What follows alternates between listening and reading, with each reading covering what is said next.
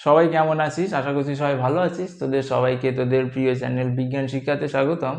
আজকে আমি তোদের ক্লাস 8-এর নতুন একটা চ্যাপ্টার সম্পর্কে আলোচনা করব এবং এই ভিডিওতে আমি তোদের মহামারী চ্যাপ্টার সম্পর্কে আলোচনা করব। এই ভিডিওতে বা এই চ্যাপ্টারে তোদের কিছু রোগ সম্পর্কে আলোচনা করা রয়েছে, যেমন কলেরা, ম্যালেরিয়া, ডেঙ্গু, প্লেগ, কালাজ্বর, এইগুলো সম্পর্কে আলোচনা করা রয়েছে। আমি এইগুলো নিয়ে আলোচনা করব। এইগুলোর সঙ্গে যুক্ত ভিন্ন ধরনের ভাইরাস, ব্যাকটেরিয়া, প্রোটোজোয়া সম্পর্কে আলোচনা করব এবং এই রোগের যে সিমটমস, সেই সিমটমস সম্পর্কে আলোচনা করে দেব। আচ্ছা, তাহলে আমি বেশি কথা না বলে শুরু করছি। প্রথমেই কি আছে, প্রথমে এই চ্যাপ্টার খুললে দেখতে পাবি যে প্রাদুর্ভাব, মহামারী এবং অতিমারী এরকম একটা টার্ম রয়েছে। প্রাদুর্ভাব কি জিনিস? যখন কোনো একটা রোগ খুব অল্প একটা জায়গায় বা ছোট্ট একটা জায়গার মধ্যে ছড়িয়ে পড়ে, তখন সেই ঘটনাকে বলা হয় প্রাদুর্ভাব। এবং এই রোগ খুব অল্প জায়গার মধ্যে ছড়িয়ে পড়ে, তার জন্যে একে নিয়ন্ত্রণ করাও সম্ভব হয়। যেমন মনে কর কোনো একটা পাড়ায় মনে কর এই একটা পাড়া, এই পাড়ার মধ্যে কিছু সংখ্যক লোক রয়েছে। পাড়ার মধ্যে লোক তো থাকবেই, এবং এই কিছু সংখ্যক লোকের মধ্যে অল্প দিনের ব্যবধানে একটা রোগ ছড়িয়ে পড়েছে। কি হয়েছে? তাদের সবার কি হচ্ছে? জ্বর হচ্ছে। কয়েকদিন পর তাদের সবার মধ্যে কি হয়ে যাচ্ছে? জ্বর দেখা দিচ্ছে। তাহলে এটা অল্প দিনের ব্যবধানে সবার মধ্যে ছড়িয়ে পড়ছে। এরকমের না যে একজনের হয়েছে আর 10 মাস পরে গিয়ে আরেকজনের হলো, এরকমের না। খুব অল্প দিনের ব্যবধানে ওই পাড়ার বাকি লোকদের মধ্যেও এই রোগগুলো দেখা দিচ্ছে। তখন সেই ঘটনাকে কি বলা হয়? প্রাদুর্ভাব বলা হয়। আচ্ছা, যেটা খুব অল্প দিনের ব্যবধানে ছোট্ট একটা জায়গার মধ্যে ছড়িয়ে পড়েছে, তখন সেটা হয়ে যায় প্রাদুর্ভাব। এরপরে কি আছে তোদের বইয়ে? তারপরে দেখতে পাবি মহামারী রয়েছে। যখন কি হয়, যখন এই রোগটাই বা যখন কোনো রোগ কি হয় একটা বৃহৎ অঞ্চলের বা বৃহৎ ভৌগোলিক অঞ্চলের মধ্যে ছড়িয়ে পড়ে, তখন সেই রোগকে কি বলা হয়? মহামারী বলা হয়। তার মানে কি, এই যে প্রাদুর্ভাব হলো, এই প্রাদুর্ভাবের বৃহৎ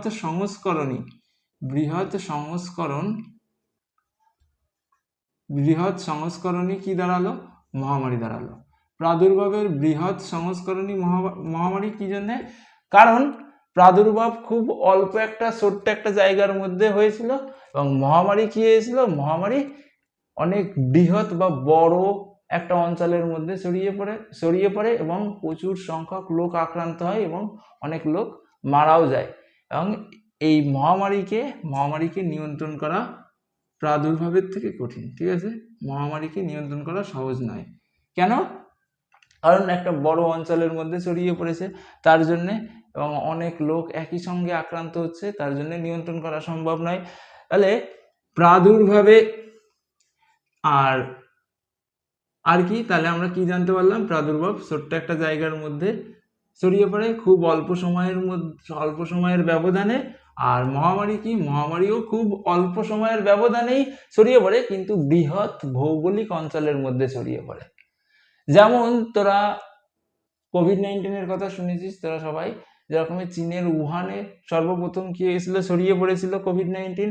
চীনের উহানে যে স্বল্প জায়গার মধ্যে ছড়িয়ে পড়লো, তখন সেটা কি ছিল? তখন সেটা ছিল কোভিড-19 প্রাদুর্ভাব।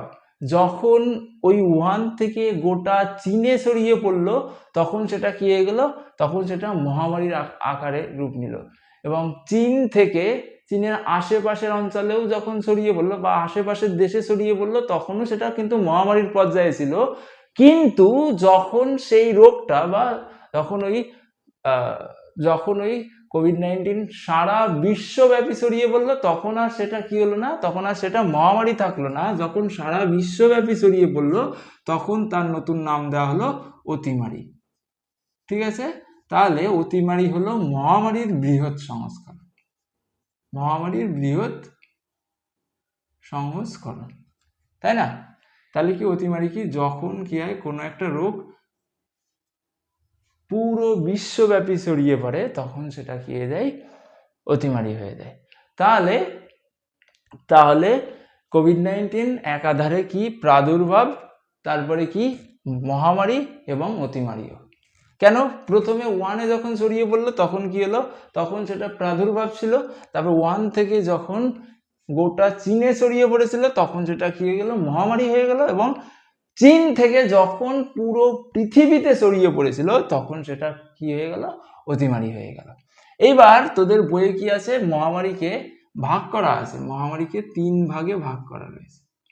কি কি ভাগে? 3 ভাগে। কি কি ভাগে? সাধারণ উৎস মহামারী, সাধারণ উৎস মহামারী, সাধারণ উৎস মহামারী আছে। তারপরে কি আছে, সংক্রামক মহামারী, সংক্রামক মহামারী। আর কি আছে, অসংক্রামক, অসংক্রামক মহামারী। এবার প্রথমে সাধারণ উৎস মহামারী কি জিনিস সেটা সম্পর্কে আমরা আজ জানবো। সাধারণ উৎস মহামারী কি, যখন কি হয়, যখন একটা রোগ, সেটা যে রোগই হবে এরকমের কোনো কথা নেই, সেটা কি হতে পারে, সেটা এমন কোনো দুর্ঘটনাও হতে পারে। ঠিক আছে, যখন কি হয়, যখন রোগ বা দুর্ঘটনা কোনো একটা সাধারণ উৎসের থেকে গোটা এলাকার মানুষকে এফেক্ট করে তখন সেটা কি হয়ে যায়, সাধারণ উৎস মহামারী হয়ে যায়। সাধারণ উৎস, তাহলে সাধারণ উৎস মহামারী কি হতে পারে, একটা রোগও হতে পারে, আবার কোনো একটা দুর্ঘটনাও হতে পারে। ঠিক আছে, তাহলে এটা ইম্পর্টেন্ট, যখন কোনো একটা রোগ বা দুর্ঘটনা কোনো একটা নির্দিষ্ট উৎসের থেকে ছড়িয়ে পড়ে, ওই গোটা অঞ্চলে ছড়িয়ে পড়ে এবং প্রচুর মানুষকে আক্রান্ত করে, তখন সেটা কি গেল, সাধারণ উৎস মহামারী হয়ে গেল। কেন সাধারণ উৎস? কারণ একটা নির্দিষ্ট অঞ্চলের থেকেই সেটা ছড়িয়ে পড়ছে, একটা নির্দিষ্ট অঞ্চলের থেকেই কি হয়ে যাচ্ছে, ছড়িয়ে পড়ছে। সেটা রোগও হতে পারে, আবার কি হতে পারে, সেটা একটা দুর্ঘটনাও হতে পারে, তখন সেটাকে কি বলা হবে, সাধারণ উৎস মহামারী বলা হবে। তাহলে যেমন ধর কি বলি, কি এক্সাম্পল দেওয়া যায় সাধারণ উৎস মহামারীর, যেমন ধর ভোপালের যে গ্যাস ট্র্যাজেডির কথা শুনেছিস তোরা সবাই, ভোপালের গ্যাস ট্র্যাজেডি কত 1984-এ হয়েছিল, 3রা ডিসেম্বর। ভোপাল গ্যাস ট্র্যাজেডিতে কি হয়েছিল, ভোপাল গ্যাস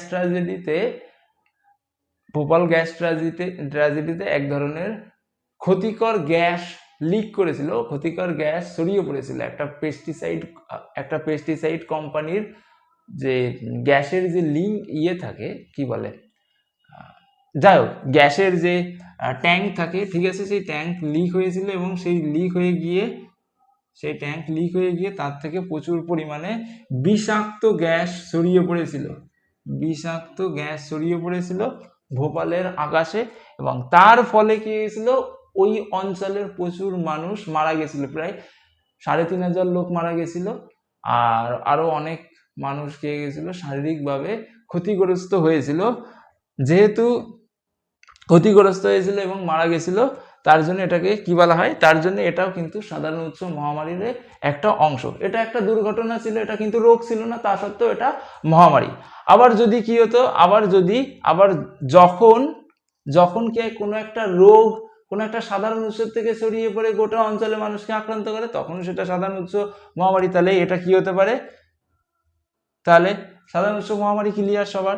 এরপরে কি আছে, সংক্রামক মহামারী। সংক্রামক কথার অর্থ কি, যখন কোনো একটা রোগ কি হয়, সংক্রামিত মানে একজন মানুষের থেকে আরেকজনের মধ্যে ছড়িয়ে পড়ে, তখন সেই ঘটনাকে শুধু মানুষই হবে এরকমের না, একটা অন্য পশুর থেকে অন্য মানুষের মধ্যেও ছড়িয়ে পড়তে পারে এবং তার থেকে সেই মানুষের থেকে আরেকজন মানুষের মধ্যে ছড়িয়ে পড়ে, এই ঘটনাকে কি বলা হবে, সংক্রামক মহামারী বলা হবে। মনে করো এইখানটাতে একটা মানুষ রয়েছে, এই মানুষের থেকে তার পাশে অবস্থিত আরেকজন মানুষের কাছে ছড়িয়ে পড়লো, এই পাশের মানুষের থেকে আরেকজন মানুষের মধ্যে ছড়িয়ে পড়লো, তখন এই যে ঘটনা, এই ঘটনাকে কি বলা হবে, সংক্রামক মানে কি, সংক্রামিত হচ্ছে তার জন্য ছড়িয়ে পড়ে এবং গোটা অঞ্চলের মানুষকে কি করে, এফেক্ট করে, তখন সেটাকে কি বলা হবে, সংক্রামক মহামারী বলা হবে।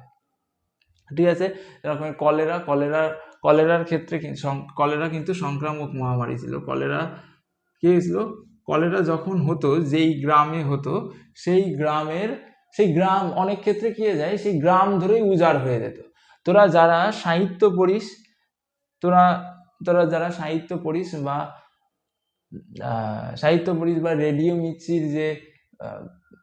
মির্চির কি বলে, যে সানডে সাসপেন্স হয়, সেই সানডে সাসপেন্স শুনিস, তারা অনেকে এই কলেরাতে গ্রাম উজাড় হয়ে গেছে এই গল্প হয়তো শুনে দেখেছিস। তাহলে এই গ্রামের একটা লোকের থেকে সব লোকের, এই যে একটা লোকের থেকে আরেকটা লোকের এইভাবে করে পুরো গ্রামে ছড়িয়ে পড়লো, তখন এটা কি গেল, সংক্রামক মহামারীতে পরিণত হয়ে গেল। তারপরে কি হয়, গুটি বসন্ততেও কিন্তু সংক্রামক মহামারী। এবং গুটি বসন্তের কথাও কিন্তু আমাদের কিসের বাংলা সাহিত্যে আছে, যার ফলে অনেক কি আছে, অনেক সময় অনেক সাহিত্য তৈরি হয়েছে। তোরা মানিক বন্দ্যোপাধ্যায়ের লেখা যারা পড়েছিস, আমি দেখেছিলাম একটা জায়গায় কি হয়ে যায়, মানিক বন্দ্যোপাধ্যায়ের একটা নায়িকা কি হয়ে যায়, কানা হয়ে যায়। ঠিক আছে, কিসের জন্যে, এই কি বলে স্মল পক্স বা বসন্ত রোগের জন্য কি হয়ে যায়, কানা হয়ে যায়। তাহলে ওটা কি ছিল, ওটা ছিল একটা সংক্রামক মহামারীর উদাহরণ। দেখ, এটা হলো, এইগুলো তোরা যারা কি বলিস, সাহিত্য পড়িস, তারা জেনে থাকবি। ঠিক আছে, আচ্ছা, তারপরে কি আছে, তাহলে সংক্রামক রোগ ক্লিয়ার হয়েছে, যখন কি একটা মানুষের থেকে আরেকটা মানুষের মধ্যে রোগ ছড়িয়ে পড়ে, তখন সেটাকে সংক্রামক, যেহেতু সংক্রামিত হচ্ছে, তখন সেটাকে বলা হয় সংক্রামক রোগ। আচ্ছা, আর তারপরে কি আছে, অসংক্রামক মহামারী কাকে বলা হয়? অসংক্রামক মহামারী যখন কি হয়ে যায়, যখন গোটা অঞ্চলের মানুষের মধ্যে এমন কিছু রোগ ছড়িয়ে পড়ে যেই রোগগুলো একজনের থেকে আরেকজনের মধ্যে ছড়িয়ে পড়ে না। কেমন সেই রোগগুলো, যেমন ধর ডায়াবেটিসের কথা এখন ঘরে ঘরে সবার, বেশিরভাগ মানুষের ডায়াবেটিস দেখতে পাওয়া যায়। তাহলে এটা তো একজনের থেকে আরেকজনের মধ্যে ছড়িয়ে পড়ছে না, কিন্তু আমাদের মানুষের খাদ্য অভ্যাস বা আমাদের মানুষের যে দৈনন্দিন অভ্যাস খারাপ হয়ে যাওয়ার কারণে কি হয়ে যাচ্ছে, এই রোগগুলো দেখা দিচ্ছে, বা হাইপার টেনশন বা রক্তচাপ এইগুলো দেখা দিচ্ছে। এইগুলো কিন্তু অসংক্রামক মহামারী। কেন অসংক্রামক? কারণ এটা একজনের থেকে আরেকজনের মধ্যে ছড়ায় না, কিন্তু গোটা অঞ্চলের মানুষকে এফেক্ট করে। ঠিক আছে, যার জন্য এটাকে কি বলা হচ্ছে, অসংক্রামক মহামারী বলছে। তাহলে খুবই সোজা জিনিস, তোরা একবার এই ভিডিও দেখার পরে একবার রিডিং পড়বি, তোদের বই রিডিং পড়লেই তোদের কোনো আর সমস্যা থাকবে না। আচ্ছা, তাহলে এরপরে কি আছে, এরপরে প্রথমে যে রোগটা রয়েছে সেটা হলো কলেরা রোগ। আমরা মহামারী সম্পর্কে, অতিমারী সম্পর্কে, প্রাদুর্ভাব সম্পর্কে জেনেছি। এবার কি আছে, এবার রয়েছে আমাদের রোগ। প্রথমে আছে কলেরা রোগ, আমি এটা মুছে দিচ্ছি। ঠিক আছে, কলেরা রোগের, তাহলে রোগ কেন ছড়ায়? রোগ নিশ্চয়ই কোনো একটা কি থাকবে, কেউ না কেউ তো এফেক্ট করবেই, তার জন্যই তো রোগ ছড়াচ্ছে, তাই না? কলেরা রোগ আমরা সবাই জানি, ভাইরাস, ব্যাকটেরিয়া এইগুলোই রোগ ছড়াতে সাহায্য করে। তাহলে কলেরা রোগেও কি করে, এক ধরনের ব্যাকটেরিয়া, সেই ব্যাকটেরিয়ার নাম কি, Vibrio colliery, VIBRIO, Vibrio, CHOLERAE, Vibrio colliery নামক এক ধরনের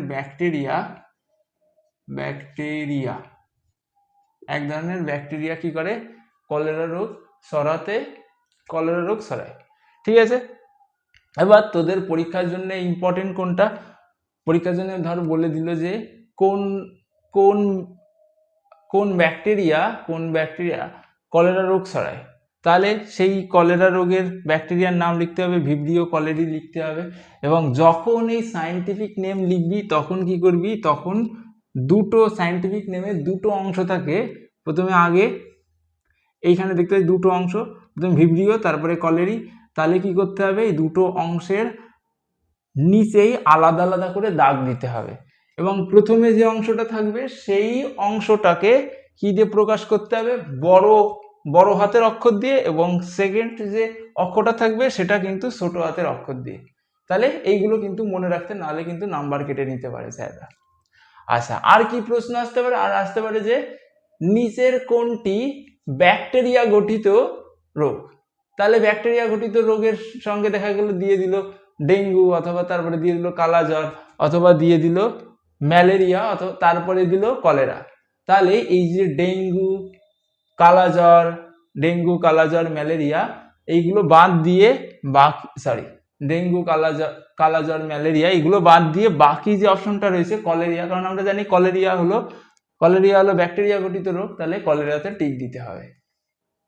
ক্লিয়ার হয়েছে? আমি আশা করছি তোরা বুঝতে পেরেছিস কেমন প্রশ্ন আসতে পারে এখানটাতে। এবার এই কলেরা রোগের যে উপসর্গ, প্রথমে আমরা জানবো কলেরা কি করে ছড়ায়। যদি কি করে আমরা দূষিত খাবার খাই, সেই দূষিত খাবারের মধ্যে কি হতে পারে, বা দূষিত জল খাই, জল পান করি, তাহলে কি করতে পারে, তার মধ্যে এই কলেরার ব্যাকটেরিয়া থাকতে পারে। কলেরার ব্যাকটেরিয়া যদি থাকে, অথবা মাছি কি করতে পারে, কলেরার ব্যাকটেরিয়া বহন করে যদি খাবারের ওপর বসে, তখন কি হতে পারে, তখন কি তার থেকেও কিন্তু কলেরা রোগ ছড়িয়ে পড়তে পারে। তাহলে কলেরা রোগ কি করে ছড়িয়ে পড়তে পারে আশা করি বুঝতে পেরেছিস। এবং কলেরা রোগ যখন ছড়িয়ে পড়ে তখন মানুষের শরীরে বিভিন্ন ধরনের উপসর্গ দেখতে পাওয়া যায়। কেমন উপসর্গ দেখতে পাওয়া যায়? মানুষের পায়খানা প্রচন্ড পাতলা হয়ে যায়, চাল ধোয়া জল যেরকমের ওরকমের পাতলা হয়ে যায়, এবং ওরকমের সাদা রঙের পায়খানা। বুঝতে পেরেছিস? সাদা রঙের মানে কি, ওই চাল ধোয়া জলের কালার যেরকম ওরকমের পায়খানা হয়, এবং যার ফলে আমাদের শরীরের থেকে প্রচুর পরিমাণে আয়ন বেরিয়ে যায়, আয়নের ঘাটতি, অর্থাৎ আমাদের শরীরে যেসব ইলেকট্রোলাইট গুলো রয়েছে সেই ইলেকট্রোলাইট গুলো বেরিয়ে যাওয়ার ফলে আমাদের শরীরে লবণ আর অম্লের ভারসাম্যের ব্যাঘাত ঘটে। এবং যেহেতু প্রচুর পরিমাণে এই ইলেকট্রোলাইট গুলো বেরিয়ে যায়, তার জন্য আমাদের হাত আর পায়ের তালুতে সূচের মতো কি করতে বিধতে থাকে। ঠিক আছে, মনে হয় যেন কেউ সুচ ফুটাচ্ছে। ঠিক আছে, আমাদের হাত আর পায়ের তালুতে। তার জন্যে কলেরাকে কিন্তু বিসূচিকা সূচিক নামও দেওয়া হয়। ঠিক আছে, তাহলে কলেরা আরেক নাম কি, বিসূচিকা সূচিক। ক্লিয়ার হয়েছে? আশা করছি তোরা সবাই এইটুকু বুঝতে পেরেছিস। এই জিনিসগুলোই কলেরার সঙ্গে তোদের পড়তে হবে। ঠিক আছে, তারপরে কি আছে? তারপরে আছে ম্যালেরিয়া। ম্যালেরিয়ার ক্ষেত্রেও সেম। ম্যালেরিয়ার ক্ষেত্রেও একদম সেম জিনিসগুলোই তোদের মনে রাখতে হবে। ম্যালেরিয়া কে ছড়ায়? ভাইরাস ছড়ায়, না ব্যাকটেরিয়া ছড়ায়, নাকি প্রোটোজোয়া ছড়ায়, সেটা সম্পর্কে আমাদের জানতে হবে। এবং ম্যালেরিয়া কিভাবে ছড়ায় সেটা সম্পর্কে আমাদের জানতে হবে। ম্যালেরিয়ার লক্ষণ কি সেইগুলো সম্পর্কে আমাদের জানতে হবে। তাহলে আমি প্রথমে ম্যালেরিয়া শুরু করার আগে ম্যালেরিয়া কিভাবে ছড়ায় সেটা সম্পর্কে একটুখানি আলোচনা করে দিই। যদি কোনো ম্যালেরিয়া আসলে মশাবাহিত রোগ। কিভাবে ম্যালেরিয়া ছড়ায়? যদি মশা কোনো আক্রান্ত ব্যক্তির ম্যালেরিয়ায় আক্রান্ত ব্যক্তির রক্ত পান করে, তাহলে তার শরীরে তাহলে সেই আক্রান্ত রোগীর শরীর থেকে মশার দেহে কি হয়ে যায়, ম্যালেরিয়ার জীবাণু চলে যায়, এবং মশার অন্ত্রে কি হয়, ওই ম্যালেরিয়ার জীবাণু বাড়তে থাকে। আর যখনই ওই মশাটা, মানে যার অন্ত্রের মধ্যে প্রচুর পরিমাণে ম্যালেরিয়ার জীবাণু রয়েছে, সেই মশাটা যখন অন্য কোনো সুস্থ লোকের দেহে কামড় দেয়, তখন কি হয়ে যায়, ম্যালেরিয়ার অন্ত্রের থেকে মশার অন্ত্রের থেকে সেই ম্যালেরিয়ার যে কি বলে সন্ততি, সেইগুলো সুস্থ মানুষের দেহে প্রবেশ করে। তার ফলে কি যায়, সুস্থ মানুষের দেহে ম্যালেরিয়ার সংক্রমণ ঘটে।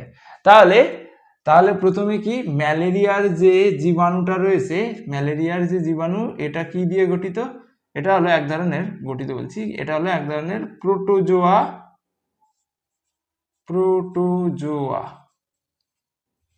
এটা হলো এক ধরনের প্রোটোজোয়া। এই প্রোটোজোয়াদের মধ্যে কি কি রয়েছে? প্লাজমোডিয়াম ফ্যালসিফেরাম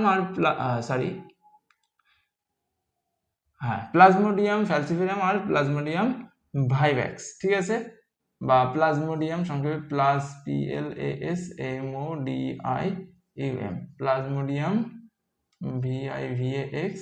আর একটা কি আছে, plasmodium PLASMODIUM FALCI, ফ্যালসি, PARUM, falciparum. ঠিক আছে, তাহলে ম্যালেরিয়ার যে জীবাণু, সেই জীবাণু হলো এক ধরনের প্রোটোজোয়া। তাহলে সেই প্রোটোজোয়ার মধ্যে কি আছে? প্রোটোজোয়ার মধ্যে দুই ধরনের আছে, যেমন ধর প্লাজমোডিয়াম ভাইভাক্স আর প্লাজমোডিয়াম ফ্যালসিফেরাম। এরা কি করে? এরা মশার দেহে অসুস্থ রোগীর থেকে, অসুস্থ বা ম্যালেরিয়া আক্রান্ত রোগীর থেকে মশার দেহের মধ্যে প্রবেশ করে। যখন কি হয়? যখন মশা ওই অসুস্থ মানুষের রক্ত পান করে। তাহলে কোথার থেকে মশা অসুস্থ ব্যক্তি কোথার থেকে মশা পায়? কোথার থেকে এই প্রোটোজোয়াগুলো মশা বহন করে? কোথার থেকে বহন করে? অসুস্থ ব্যক্তিদের থেকে মশা করে। তাহলে কি সব ধরনের মশাই কি ম্যালেরিয়ার জীবাণু বহন করতে পারে? সব ধরনের মশা না, শুধুমাত্র স্ত্রী অ্যানোফিলিস মশা। কোন মশা? স্ত্রী অ্যানোফিলিস স্ত্রী অ্যানোফিলিস মশা কি করতে পারে? এই প্লাজমোডিয়াম ভাইভাক্স আর প্লাজমোডিয়াম ফ্যালসিফেরাম এদেরকে কি করতে পারে, বা এই ধরনের প্রোটোজোয়াকে বহন করতে পারে। যখনই মশার অন্ত্রের মধ্যে এইগুলো প্রবেশ করে, তখনই কি হয়ে যায়? এরা বৃদ্ধি পেতে থাকে। বৃদ্ধি পেয়ে তারপরে কি হয়? ওই মশা যখন সুস্থ ব্যক্তিকে কামড় দেয়, তখন কি হয়? স্ত্রী অ্যানোফিলিস মশার পেটের থেকে এই প্রোটোজোয়ার যে স্পোরগুলো রয়েছে, সেইগুলো কি সুস্থদের মধ্যে প্রবেশ করে এবং তাদেরকে আক্রান্ত করে। তাহলে এই ম্যালেরিয়ার ক্ষেত্রে মানুষের দেহে কি কি উপসর্গ দেখতে পাওয়া যায়? মানে কি দেখলে আমরা বুঝতে পারবো এই মানুষটার ম্যালেরিয়া হয়েছে? তাহলে কি দেখে বুঝতে পারবো? সর্বপ্রথম হলো ম্যালেরিয়াতে জ্বর হয়, কাঁপুনি দিয়ে জ্বর হয়। ঠিক আছে, কাঁপুনি দিয়ে জ্বর হয় এবং জ্বর কি হয়ে যায়? জ্বর সেরে যায়। ঠিক আছে, জ্বর কাঁপুনি দিয়ে হয়, আবার কি হয়ে যায়? জ্বর একাই সেরে যায়, আবার কাঁপুনি দিয়ে জ্বর হয়। এরকম করে কি হতে থাকে? এরকম করে সাইকেল চলতে থাকে। তাহলে জ্বরের সাইকেল চলতে থাকে, এবং যদি ঠিক মতো এই জ্বরকে কি না করা হয়, চিকিৎসা না করা হয়, তাহলে কিন্তু সেই রোগী মারা যেতে পারে। তাহলে তোদের এখান থেকে প্রশ্ন আসতে পারে ম্যালেরিয়া কোন ধরনের জীবাণু দিয়ে, ম্যালেরিয়ার যে জীবাণু, সেই জীবাণুর নাম আসতে পারে। যে ম্যালেরিয়া জীবাণুর নাম প্লাজমোডিয়াম ভাইভাক্স, প্লাজমোডিয়াম ফ্যালসিফেরাম, এটা লিখতে হতে পারে। অথবা কি বলতে পারে, এই যে ম্যালেরিয়া যে জীবাণু, সেই জীবাণু কোন মশা বহন করে? স্ত্রী অ্যানোফিলিস মশা বহন করে। তাহলে এটাও একটা প্রশ্ন আসতে পারে। আর বলতে পারে ম্যালেরিয়ার জীবাণু কোন ধরনের জীবাণু, এটা কি ভাইরাস, ব্যাকটেরিয়া, না প্রোটোজোয়া? তাহলে তোদের কিসে টিক দিতে হবে? প্রোটোজোয়াতে টিক দিতে হবে। ঠিক আছে। আর ম্যালেরিয়া রোগের প্রধান যে উপসর্গ, সেটা হলো কাঁপুনি দিয়ে জ্বর আসে। এবং আমাদের যে বাংলা সাহিত্যে কিন্তু এই ম্যালেরিয়ার কথাও আছে। এবং বিশেষ করে তোরা দেখতে পাবি বিভূতিভূষণ বন্দ্যোপাধ্যায় আর মানিক বন্দ্যোপাধ্যায়ের লেখা যারা পড়িস, তারা কি করতো? বিশেষ করে শরৎচন্দ্র চট্টোপাধ্যায়, ওনার কোনো উপন্যাসের চরিত্রকে মারতে হতো, তখনই ম্যালেরিয়া বাদিয়ে দিত, আর তারপরে কি হয়ে যেত? তারপরে মেরে দিত। ঠিক আছে, তার মানে কি? এটা প্রাণঘাতী রোগ।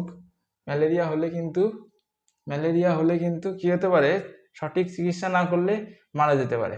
আশা করছি সবাই বুঝতে পেরেছিস। আমি মুছে দিচ্ছি এইটুকু। আর ম্যালেরিয়ার থেকে আরেকটা প্রশ্ন আসতে পারে যে ম্যালেরিয়া রোগ কি করে ছড়ায়? তাহলে কি করে ছড়াতে পারে ম্যালেরিয়া রোগ? প্রথমে স্ত্রী অ্যানোফিলিস মশা কি করে? অসুস্থ ব্যক্তির দেহের থেকে ম্যালেরিয়ার যে জীবাণু, সেটা বহন করে এবং স্ত্রী অ্যানোফিলিস মশার পেটের মধ্যে কি হতে থাকে? অন্ত্রে বড় হতে থাকে বা প্রচুর পরিমাণে বিভাজিত হয়। এবং যখন স্ত্রী অ্যানোফিলিস মশা সুস্থ মানুষের দেহে কামড় দেয়, তখন কি দেয়? তার শরীরে চলে যেতে পারে। তাহলে আমাদের ম্যালেরিয়ার থেকে বাঁচার প্রধান উপায় কি? প্রথমে আমাদের আশেপাশে যেসব জায়গায় অ্যানোফিলিস মশা বাস করে, সেই সব জায়গা কি করতে হবে? নষ্ট করে দিতে হবে। অর্থাৎ বন জঙ্গল বাড়ির আশেপাশে পরিষ্কার রাখতে হবে। এবং কোনো যদি জলাশয় থাকে, মানে এদো পুকুর যেটা বলে, নোংরা যদি জল জমে থাকে সেইগুলোকে কি করতে হবে, সেইগুলোকে পরিষ্কার করতে হবে। ঠিক আছে, তাহলে আমরা কি করতে পারি, স্যাঁতসেঁতে জায়গার থেকে স্যাঁতসেঁতে জায়গা কি করতে হবে, শুকনো করার চেষ্টা করতে হবে। এইগুলো যদি মেনে চলি তাহলে মশা কম পরিমাণে বংশ বিস্তার করবে, আর মশা কম পরিমাণে বংশ বিস্তার করলে কি হবে না, এই রোগের আধিক্য কমে যাবে। ঠিক আছে, আচ্ছা তারপরে কি আছে, ডেঙ্গি। ডেঙ্গি কি, ডেঙ্গিও কিন্তু মশাবাহিত রোগ, তোরা সবাই জানিস ডেঙ্গির কথা। এবং এই ডেঙ্গির সঙ্গে আমার একটা সম্পর্ক আছে, সেটা হলো আমার একবার ডেঙ্গিতে মানে আমি ডেঙ্গি দ্বারা আক্রান্ত হয়েছিলাম। এবার সেটা হয়েছিল, আমি ডেঙ্গি পড়িয়ে গেছি, আমার যে ছাত্ররা ছিল তাদেরকে ডেঙ্গি পড়িয়েছি, এবং তার পরের সপ্তাহতেই আমার ডেঙ্গিতে ধরেছিল। ঠিক আছে, যাই হোক, তাহলে এই ডেঙ্গি কি, ডেঙ্গি হলো মশাবাহিত রোগ। কোন ধরনের মশা এই ডেঙ্গির ভাইরাস বহন করে বা ডেঙ্গির জীবাণু বহন করে? কোন ধরনের মশা, কে বলতে পারবি? ডেঙ্গির, এটা হলো টাইগার মশা, ঠিক আছে, বা এডিস মশা। এডিস, আচ্ছা অ্যাসিড হয়ে গেছে, এডিস, এই ডয়রসটি দন্তেস, এডিস মশা। ঠিক আছে, এডিস মশা কি করে, ডেঙ্গির যে ভাইরাস সেই ভাইরাসকে বহন করে। এই এডিস মশাকে কিন্তু টাইগার মশাও বলা হয়। ঠিক আছে, কেন টাইগার মশা বলা হয়? টাইগার মশা কেন বলা হয়? কারণ এডিস মশার যে শরীর, সেই শরীরে কি থাকে, বাঘের যেরকমের গায়ে ডোরা কাটা দাগ দেওয়া থাকে, এডিস মশার গায়েও কি এরকম সাদা কালো ডোরা কাটা দাগ দেওয়া থাকে। তোরা খেয়াল করে দেখবি, কিছু মশার গায়ে এরকমের কি থাকে, এই যে এরকমের দেখতে, তাই তো, এই যে এরকমের ডোরা কাটা দাগ দেওয়া থাকে, সেই মশাগুলো কিন্তু এডিস মশা। এবং এই মশাগুলো কি করে, এই মশাগুলো এডিস মশার কি করে, এই এডিস মশাগুলো কি করে, ডেঙ্গি যে ভাইরাস, সেই ভাইরাসটাকে বহন করে। তাহলে ডেঙ্গি যে ভাইরাস, সেই ভাইরাসের নাম কি, ফ্লাভি ভাইরাস। ঠিক আছে, ফ্লাভি ভাইরাস। তাহলে এখান থেকে তোদের প্রশ্ন আসতে পারে, কোন মশা ডেঙ্গির জীবাণু বহন করে? এডিস মশা। সেই ভাইরাসের নাম আসতে পারে, ভাইরাসের নাম হলো ফ্লাভি ভাইরাস। আর কি আসতে পারে? আর এর সঙ্গে যুক্ত উপসর্গ, ডেঙ্গি হলে মানুষের কি কি উপসর্গ দেখতে পাওয়া যায়, মানুষের মধ্যে উপসর্গ দেখতে পাওয়া যায়। কি কি উপসর্গ দেখতে পাওয়া যায়? প্রথমেই কি হয়, প্রথমে জ্বর আসে, এবং চোখের যে পেছন দিক, এই পেছন দিকে প্রচন্ড যন্ত্রণা হয়, এবং মাথাতেও সেই যন্ত্রণা আস্তে আস্তে মাথাতেও ছড়িয়ে পড়ে, এবং গায়েও কি হতে থাকে, ব্যথা হতে থাকে। সব থেকে খারাপ যে লক্ষণ বা সব থেকে খারাপ যে উপসর্গ হলো, ডেঙ্গি যখন বেশি খারাপ পর্যায়ে চলে যায়, তখন কি যায়, মানুষের শরীরের প্লেটলেট বা অণুচক্রিকার পরিমাণ প্রচন্ড পরিমাণে কমে যায়। আর অণুচক্রিকা কি করে, আমাদের শরীরে রক্ত জমাট বাঁধতে সাহায্য করে। আর যেহেতু যখনই কি যায়, মানুষের শরীরে অণুচক্রিকার পরিমাণ কমতে থাকে, তখনই মানুষের এই বিভিন্ন ধরনের যে অর্গানগুলো রয়েছে, অর্গান মানে কি, বিভিন্ন ধরনের ভিতরে যে অর্গান, যেরকম কিডনি, হার্ট, তারপরে ফুসফুস, এইগুলো কি বিভিন্ন ধরনের অর্গান, মস্তিষ্ক, এগুলো কি মানুষের অর্গান। তো এই অর্গানের মধ্যে রক্ত চলাচল করছে, যখনই কি যায় আমাদের রক্তে অণুচক্রিকার পরিমাণ কমে যায়, তখনই এই অর্গানগুলোতে রক্ত লিকেজ হতে শুরু করে। ঠিক আছে, কারণ কি, অণুচক্রিকা থাকলে কি হয়ে যায়, অণুচক্রিকা কি করে, রক্ত জমাট বাঁধতে সাহায্য করে। আর যখনই অণুচক্রিকার পরিমাণ কমে যায়, তখন কি হয়, তখন রক্ত আর জমাট বাঁধতে পারে না, তাই তো, তখন কি হয়, রক্ত জমাট বাঁধতে পারে না। রক্ত যখনই একটুখানি কি হয়ে যায়, যদি আঘাতপ্রাপ্ত হয় কোথাও, সেখান থেকে সহজেই রক্ত বেরিয়ে যায়, যার ফলে কি হয়ে যায়, যখনই প্লেটলেটের পরিমাণ বা অণুচক্রিকার পরিমাণ কমে যায়, তখনই আমাদের ভিন্ন ধরনের আমাদের শরীরের মধ্যে সব অর্গানগুলো রয়েছে, সেই অর্গানগুলোতে রক্তক্ষরণও হতে পারে এবং তাতে করে কিন্তু মানুষ মারা যেতে পারে। পেটে প্রচণ্ড ব্যথা হয়। আরও কি কি লক্ষণ রয়েছে?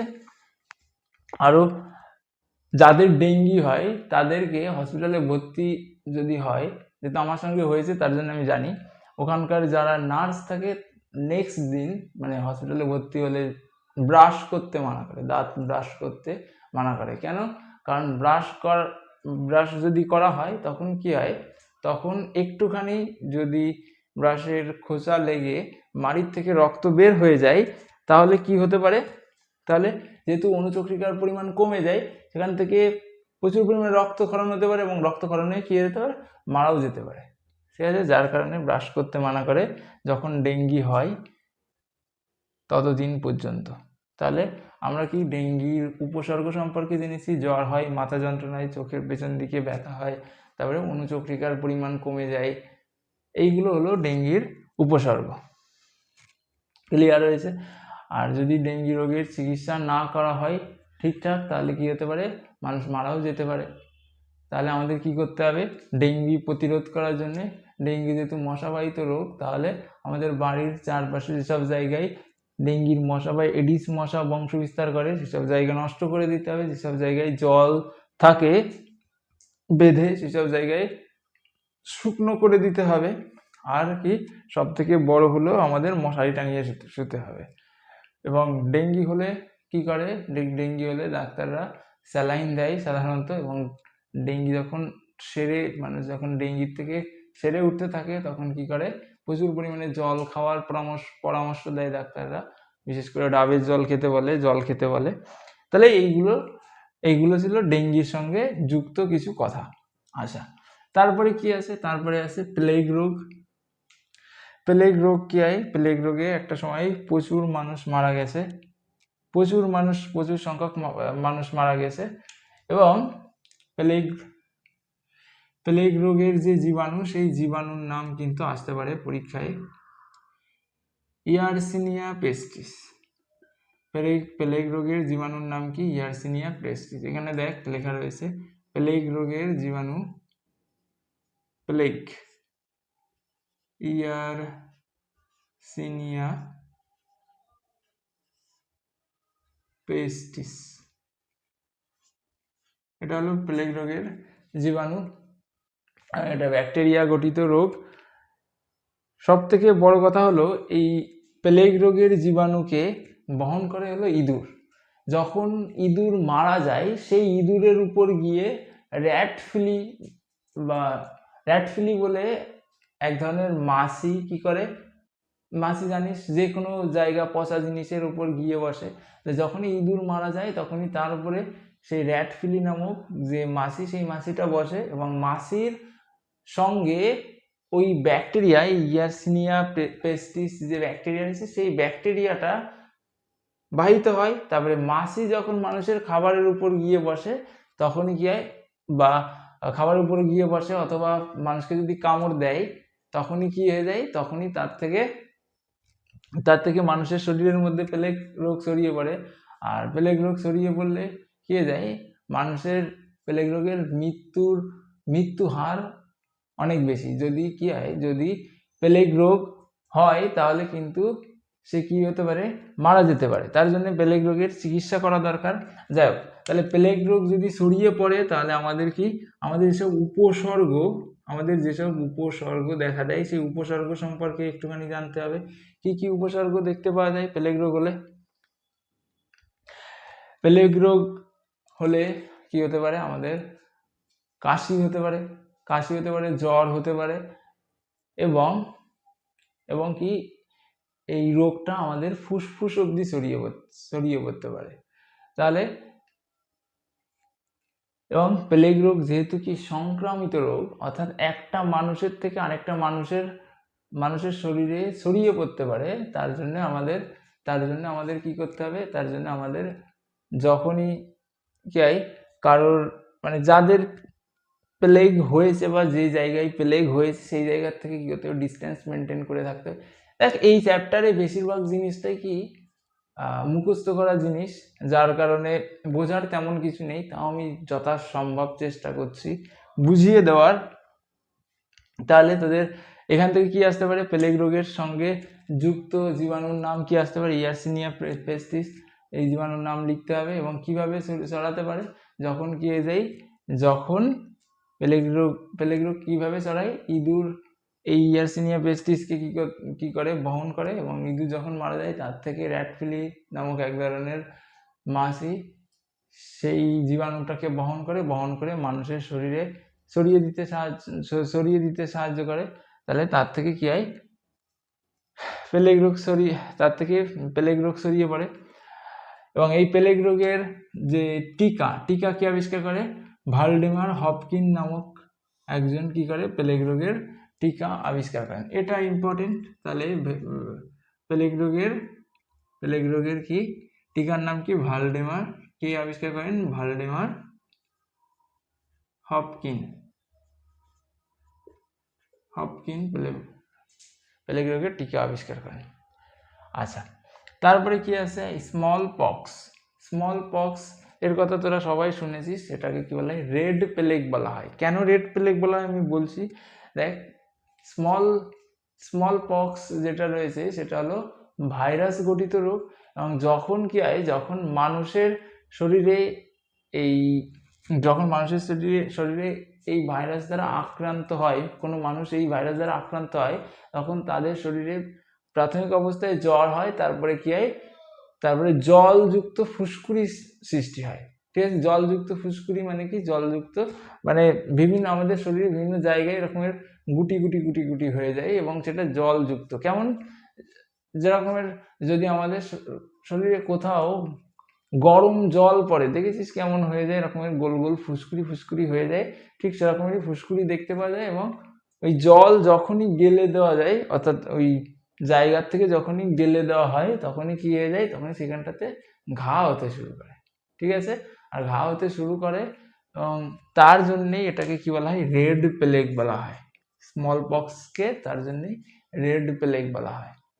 তাহলে এই যে স্মল পক্সের যে টিকা, সেই টিকাকে আবিষ্কার করেন এডওয়ার্ড জেনার বলে একজন, কি করেন, এই প্লেগ রোগের টিকা আবিষ্কার করেন।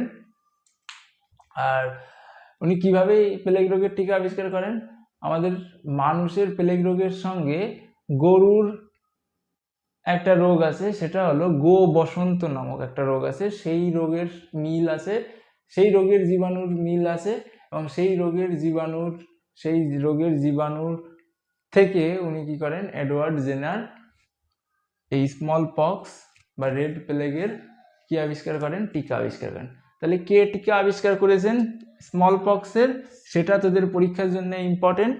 এবং স্মল পক্স কি গঠিত রোগ, ভাইরাস গঠিত রোগ, এটা পরীক্ষার জন্য ইম্পর্টেন্ট। স্মল পক্সকে কি বলা হয়, রেড প্লেগ বলা হয়। স্মল পক্স হলে কি হয়, আমাদের শরীরে জলযুক্ত ফুসকুড়ি তৈরি হয়, এবং সেই জল যদি কখনো কি হয়ে যায়, ফেটে তো যাবেই, ফেটে গেলে কি হয়, সেখান থেকে আমাদের শরীরে ঘা তৈরি হয়। তাহলে এটা ছিল প্লেগ রোগের উপসর্গ। এবং একটা মানুষের থেকে আরেকটা মানুষে কি হয়ে যায়, প্লেগ রোগ ছড়িয়ে পড়ে। তারপরে কি আছে, তারপরে আছে কালা জ্বর। প্রথমে নাম শুনেই বুঝতে পেরেছিস কেন কালা জ্বর বলা হচ্ছে, কেন ওর মধ্যে নিশ্চয়ই কালো রঙের কিছু রয়েছে। যখন মানুষ কালা জ্বর দিয়ে আক্রান্ত হয়, তখন মানুষের চামড়ার রং কালো হয়ে যেতে থাকে। ঠিক আছে, এবং কি হয়, আমাদের অ্যানিমিয়া দেখতে পাওয়া যায়। কালা জ্বর হলে অ্যানিমিয়া হয় আমাদের শরীরে। কেন অ্যানিমিয়া কি, আমাদের যে রক্তাল্পতা, অ্যানিমিয়ার বাংলা হলো রক্তাল্পতা, শরীরের রক্ত কমে যেতে পারে, এবং শরীরের কি হয়, বিভিন্ন জায়গায় ঘা তৈরি হয়। ঠিক আছে, ঘা তৈরি হয়। এবং এই কালা জ্বরকে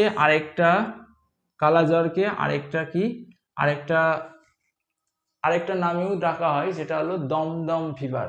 কেন দমদম ফিভার বলা হয়, কারণ আমাদের যখন ব্রিটিশরা আমাদের দেশ শাসন করতো, তখন কি হয়, তখন দমদমের একটা জায়গায় যে সেনানিবাস ছিল, সেই সেনানিবাসে সর্বপ্রথম এই কালাজ্বরে আক্রান্ত হয়ে একজন সৈনিক মারা যায় এবং তার দেহের থেকে কি করে এই কালাজ্বরের যে জীবাণু, সেই জীবাণুকে আবিষ্কার করা হয়। তার দেহের থেকে এই জীবাণুকে আবিষ্কার করা হয়, যার জন্য এটাকে কি বলা হয়, যার জন্য এটাকে দমদম ফিভারও বলা হয়। কেন ফিভার? কারণ কি হয়, কারণ যখন এই কালাজ্বরে আক্রান্ত হয় তখন কি হয়, তখন মানুষের কি হতে থাকে, অনিয়মিত জ্বর হতে থাকে। তাহলে প্রথম লক্ষণ কি? প্রথম লক্ষণ হলো অনিয়মিত জ্বর হতে থাকে। তারপরে কি হয়, অনিয়মিত জ্বর হতে থাকে, মানুষের চামড়া রং কালো হয়ে যায় এবং শরীরে ঘা দেখতে পাওয়া যায়। তাছাড়া অ্যানিমিয়া হয়, অ্যানিমিয়া অর্থাৎ রক্তাল্পতা দেখতে পাওয়া যায়, প্লীহা বড় হয়ে যায়। এগুলো হলো কালাজ্বরের লক্ষণ।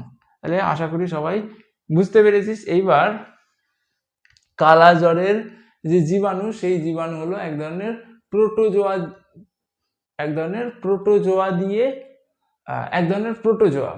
দিয়ে বলছি কেন, এক ধরনের প্রোটোজোয়া কি? আদ্য প্রাণী। ভাইরাস, ব্যাকটেরিয়ারা যেরকমের প্রাণী, প্রোটোজোয়ারাও ঠিক সেরকমেরই এক ধরনের প্রাণী। যেরকমের অ্যামিবার কথা তোরা পড়েছিস, অ্যামিবা কি? অ্যামিবা হলো এক ধরনের প্রোটোজোয়া। ঠিক সেরকমেরই এক ধরনের প্রোটোজোয়া কি করে, এই কালাজ্বর রোগ সৃষ্টি করে। তাহলে এই প্রোটোজোয়াকে কি বলা হয়? এই প্রোটোজোয়ার নাম কি? Leishmania donovani. ঠিক আছে, লিশম্যানিয়া ডোনোভানি। কালাজ্বরের যে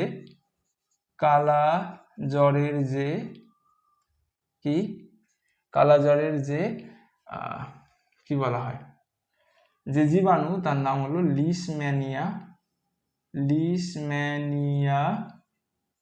ডোনোভানি। কেন এটার নাম লিশম্যানিয়া ডোনোভানি? কারণ তোদেরকে একটু আগেই বললাম যে দমদমের সেনানিবাসে কি হয়, প্রথমে ছড়িয়ে পড়েছিল এবং সেই জায়গায় একজন চিকিৎসক কি করেন, সেই জায়গায় একজন চিকিৎসক ওই সৈনিকের দেহের থেকে এক ধরনের জীবাণু আবিষ্কার করেন। সেই জীবাণুকেই বলা হয়, ধরে নেওয়া হয় যে কালাজ্বরের জীবাণু। এবং সেই জীবাণু কে আবিষ্কার করেছিলেন? সেই জীবাণু লিশম্যান নামক একজন চিকিৎসক আবিষ্কার করেছিলেন। তার জন্য এটার নাম হয় লিশম্যানিয়া। এবং পরবর্তীতে কি হয়, পরবর্তীতে বোম্বাইতে আরেকজন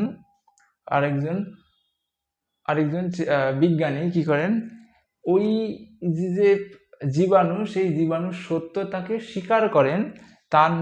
তার নাম ছিল ডোনোভান। তাদের দুইজনের নামের থেকে, এই লিশম্যান আর ডোনোভান, এই দুইজনের নামের থেকে ওই জীবাণুর নাম দেওয়া হয় লিশম্যানিয়া ডোনোভানি। যেহেতু সর্বপ্রথম দমদমে ওটা পাওয়া গেছিল, তার জন্য এটাকে দমদম ফিভার বলা হয়। পরীক্ষার জন্য ইম্পর্টেন্ট আছে। তারপরে কি আছে, ডায়রিয়া। তোরা সবাই জানিস, একদম সোজা। ডায়রিয়া হলে আমাদের কি হয়, আমরা বলি পাতলা পায়খানা, তাই তো? তাহলে ডায়রিয়ার নামের সঙ্গেই কি রয়েছে, ডায়রিয়া মানে আমরা জানি যে ওর যে মেইন লক্ষণ, সেটা হলো আমাদের বারবার করে মল ত্যাগ করার ইচ্ছা জাগে এবং কি হয়, সেই মলটা খুবই পাতলা জলের মতো হয়। তাহলে এটা কি দিয়ে, মানে কোন ভাইরাস এই ডায়রিয়া কোন ভাইরাস দিয়ে কি হয়, সংক্রামিত হয়? কোন ভাইরাসের ফলে, কোন ভাইরাস দ্বারা আক্রান্ত হয়?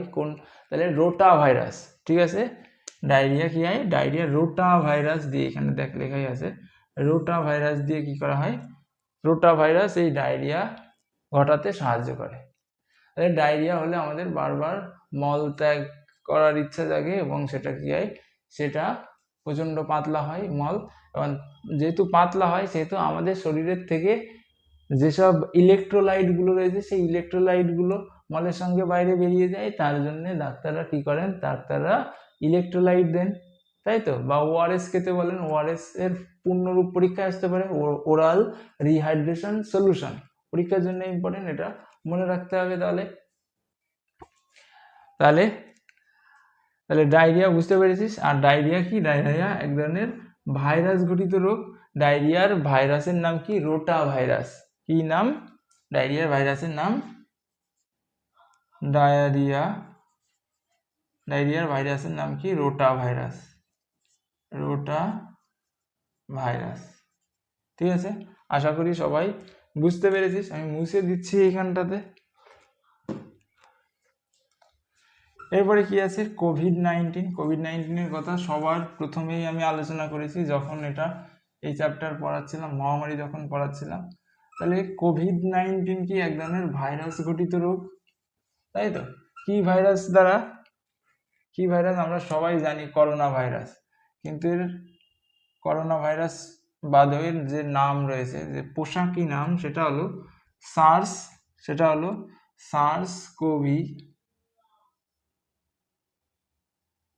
আচ্ছা, সেটা হলো কোভিড-19।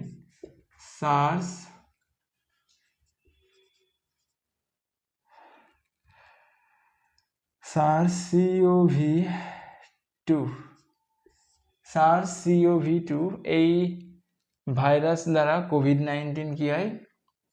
এই ভাইরাস দ্বারাই এই কোভিড-19 ছড়িয়ে পড়েছিল সারা বিশ্বব্যাপী। এবং এই ভাইরাসের এই সংক্রমণের যে মানুষের শরীর যখন সংক্রমিত হয়েছিল, তখন কি যে উপসর্গগুলো দেখতে পাওয়া গেছিল? কি কি উপসর্গ দেখতে পাওয়া গেছিল? মানুষের কি হয়? কাশি দেখা দিচ্ছিল, শ্বাসকষ্ট, তখন সেই সময়টাতে শ্বাসকষ্ট হচ্ছিল। যাদের কোভিড-19 হয়েছিল, যাদের শরীরের মধ্যে এই ভাইরাসটা ছড়িয়ে পড়েছিল, তাদের কি শ্বাসকষ্ট দেখা দিয়েছিল। এবং কি আমাদের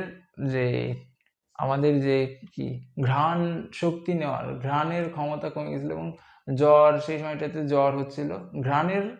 ঘ্রাণ ক্ষমতা, আমরা কোনো একটা স্মেল নিলে সেই স্মেল বুঝতে পারতাম না। মানে যাদের সঙ্গে এই রোগটা, যাদের শরীরের মধ্যে এই রোগ প্রবেশ করেছিল। তাহলে কোভিড-19 এখানে কি হতে পারে? এক ধরনের ভাইরাস ঘটিত রোগ। আর কি এর সঙ্গে যুক্ত এর যে উপসর্গ, সেই উপসর্গগুলো কি কি আমরা সবাই বুঝতে পেরেছি। তারপরে কি আছে? তারপরে আছে যক্ষা। যক্ষা হলো ব্যাকটেরিয়া ঘটিত রোগ। যক্ষা কি? যক্ষা হলো ব্যাকটেরিয়া ঘটিত রোগ। যক্ষার যে জীবাণু, সেই জীবাণুর নাম কি? মাইকোব্যাকটেরিয়াম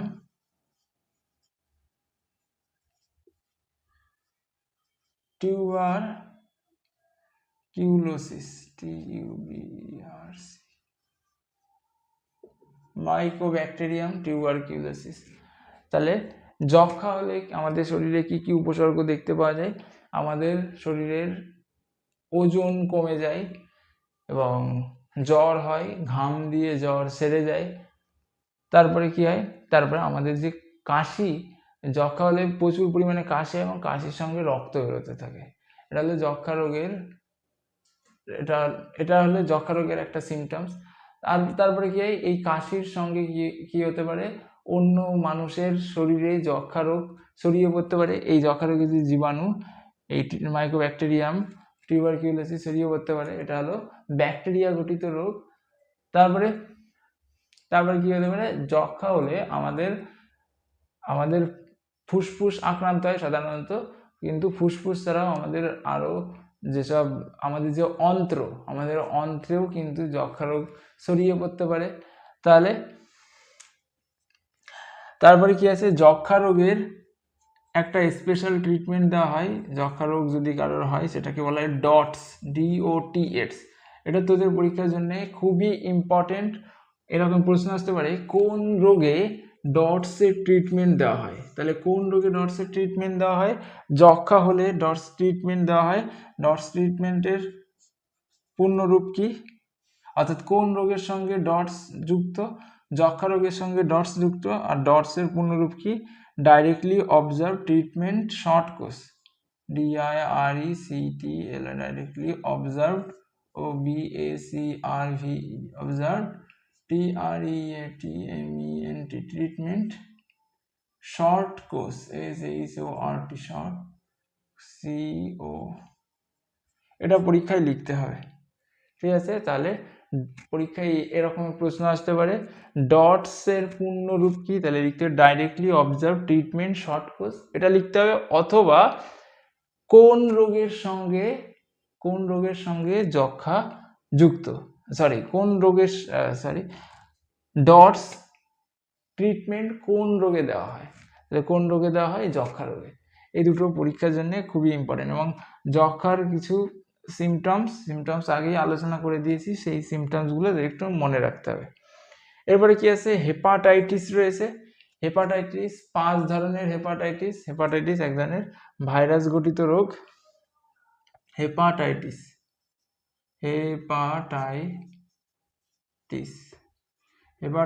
ভাইরাস গঠিত রোগ। কি কি? 5 ধরনের হেপাটাইটিস হয়, ABCD, এই 5 ধরনের হেপাটাইটিস দেখতে পাওয়া যায়। এবং এই AE হেপাটাইটিস কি, দূষিত খাবার খেলে বা দূষিত জল পান করলে তার সঙ্গে মানুষের শরীরের মধ্যে প্রবেশ করতে পারে। ARE, তাহলে কি, এটা দূষিত জল পান করলে, কারণ কি, দূষিত জলের মধ্যে এই হেপাটাইটিস A এবং E এর ভাইরাস থাকতে পারে, তখন হেপাটাইটিস হয়ে যেতে পারে। আর এই BCD কি হতে পারে, কিভাবে ছড়াতে পারে মানুষের শরীরে, যদি কোনো মানুষ আরেকজন আক্রান্ত ব্যক্তির রক্ত তার শরীরের মধ্যে গ্রহণ করে, বা যদি কোনো আক্রান্ত ব্যক্তির দেহরস অন্য আরেকজন সুস্থ ব্যক্তির শরীরে প্রবেশ করে, তখন কি করতে পারে, হেপাটাইটিস BCD ছড়িয়ে পড়তে পারে। ঠিক আছে, এবং যখনই এই হেপাটাইটিসের ভাইরাস মানুষের শরীরের মধ্যে প্রবেশ করে, তখন মানুষের যকৃৎকে আক্রান্ত করে। যকৃৎ জানিস কোনটা? যকৃৎ মানুষের, তোরা যে মেটে খাস, সেই মেটে হলো যকৃৎকে নষ্ট করে দেয়। এবং কি হয়, যকৃৎ নষ্ট করে দিলে আমাদের জন্ডিস হতে পারে, এবং অবশেষে মানুষ মারাও যেতে পারে।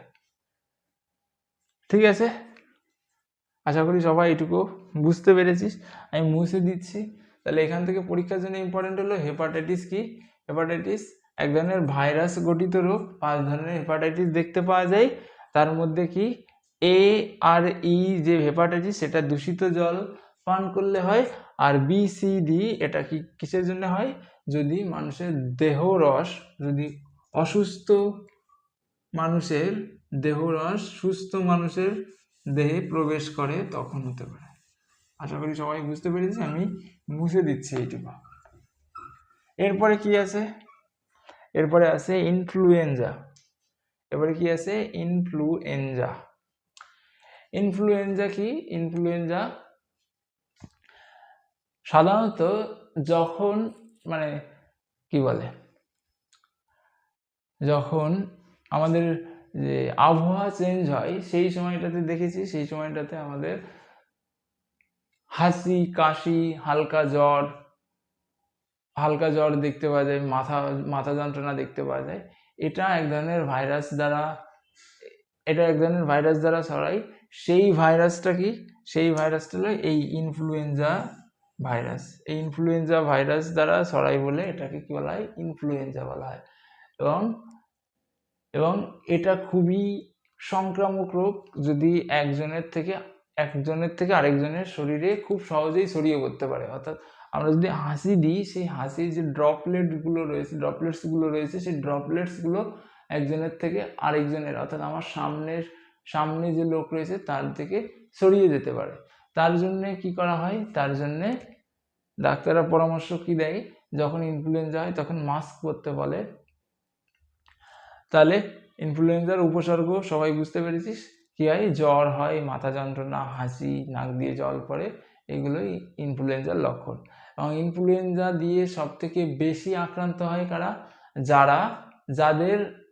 যাদের ইমিউনিটি পাওয়ার কম, যেরকম বৃদ্ধ মানুষ বা ছোট যে বাচ্চা যেসব ছেলে মেয়ে রয়েছে তার জন্য কি করা হয়, তার জন্য ডাক্তাররা কি বলেন, তার জন্য যাদের ইমিউনিটি পাওয়ার কম তাদেরকে কি করতে বলেন, তাদেরকে টিকা নিতে বলেন ইনফ্লুয়েঞ্জার। আচ্ছা, এবার কি আছে, এবার আছে এইডস। প্রথমে আমাদের এইডস যে রোগটা রয়েছে এই রোগের পূর্ণ রূপ সম্পর্কে জানতে হবে, যেটা পরীক্ষার জন্য খুবই ইম্পর্টেন্ট। এইডস এর পূর্ণ রূপ হলো acquired ACQUIRD acquired immunodeficiency syndrome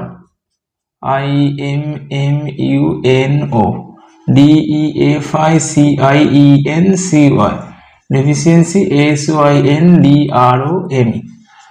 কেন এই রোগটাকে অ্যাকোয়ার্ড ইমিউনোডেফিসিয়েন্সি সিনড্রোম বলছে? কারণ এই রোগটা যে ভাইরাস দিয়ে উৎপন্ন হয়, মানে যে ভাইরাসের জন্য এই রোগটা হয়, সেই ভাইরাসটা হলো HIV ভাইরাস। অর্থাৎ HIV ভাইরাসের পূর্ণ রূপটা পরীক্ষার জন্য ইম্পর্টেন্ট, আগে লিখে দিই তারপরে আমি বলছি কেন ওটাকে বলা হচ্ছে। HIV পূর্ণ রূপ হলো হিউম্যান ইমিউনোডেফিসিয়েন্সি ভাইরাস। কারণ যখন এই HIV ভাইরাসটা মানুষের শরীরের মধ্যে প্রবেশ করে তখন মানুষের শরীরে যে রোগ প্রতিরোধ ক্ষমতা রয়েছে সেই রোগ প্রতিরোধ ক্ষমতা ধ্বংস করে দেয়। আর মানুষের শরীরে রোগ প্রতিরোধ ক্ষমতা যখনই ধ্বংস হয়ে যায় তখন বিভিন্ন ধরনের সুযোগ সন্ধানী রোগগুলো এসে মানুষের শরীরের মধ্যে বাসা বাঁধে। আর সেই রোগগুলো যখন মানুষের শরীরে বাসা বাঁধে সেই রোগের কারণে যে উপসর্গগুলো দেখতে পাওয়া যায় সেই উপসর্গগুলোই হয় এই এইডস রোগের উপসর্গ। যার কারণে HIV ভাইরাস দ্বারা যে রোগ গঠিত হয় সেই রোগের নাম অ্যাকোয়ার্ড ইমিউনোডেফিসিয়েন্সি সিনড্রোম মানে কি, অনেকগুলো লক্ষণের সমষ্টি, ঠিক আছে, যেটা কি হচ্ছে অর্জিত হচ্ছে।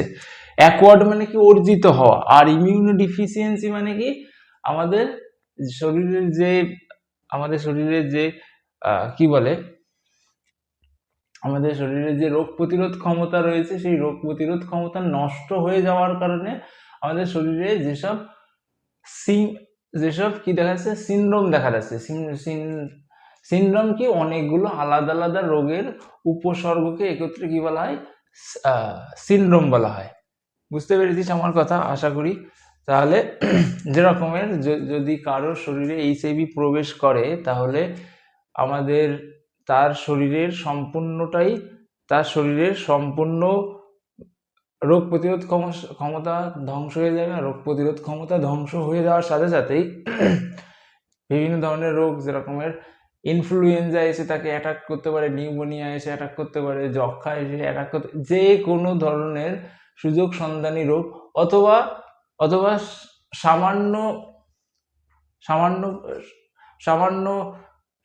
সর্দি কাশি এসেও কি করতে পারে, যেটা হলো ইনফ্লুয়েঞ্জার লক্ষণ, যেটা এসে অ্যাটাক করতে পারে এবং সেটা কি হয়ে যেতে পারে, সেটা মরণ ব্যাধিতে পরিণত হয়ে যেতে পারে। কেন মরণ ব্যাধিতে পরিণত হয়ে যেতে পারে? কারণ মানুষের শরীরের প্রতিরোধ ব্যবস্থা ভেঙে গেছে, আর প্রতিরোধ ব্যবস্থা যখনই ভেঙে যাবে তখনই কি হবে, তখনই এটা মারাত্মক ব্যাধিতে পরিণত হয়।